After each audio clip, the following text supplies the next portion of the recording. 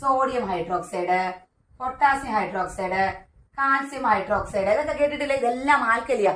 അപ്പൊ നിങ്ങളൊന്ന് ആലോചിച്ച് നോക്കിയേ, നമ്മുടെ ആസിഡുകളെ ഞാൻ ഒന്നുകൂടെ എഴുതാം.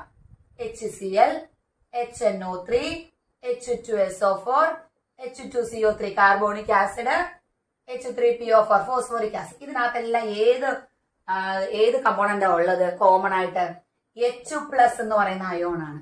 അപ്പൊ നിങ്ങൾ നോക്കിയേ, ഈ ആൽക്കലിക്കകത്ത് എന്താ ഉള്ളത്? OH minus ion. OH minus ion. ജലീലിയ ലായനിയിൽ എന്ന് വെച്ചാൽ അക്യൂസ് സൊല്യൂഷനിൽ OH മൈനസ് അയോണുകളുടെ ഗാഢത വർദ്ധിപ്പിക്കാൻ സഹായിക്കുന്ന പദാർത്ഥങ്ങളെയാണ് ആൽക്കലികൾ എന്ന് വിളിക്കുന്നത്.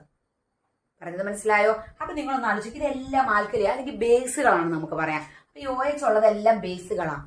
എന്നാൽ ഒരു പ്രത്യേകതയുണ്ട്, എല്ലാ OH അടങ്ങിയവയെല്ലാം നമുക്ക് ബേസുകൾ എന്ന് പറയാം. പക്ഷേ ഇവയെ ആൽക്കലി എന്ന് വിളിക്കാൻ പറ്റത്തില്ല. OH hydroxide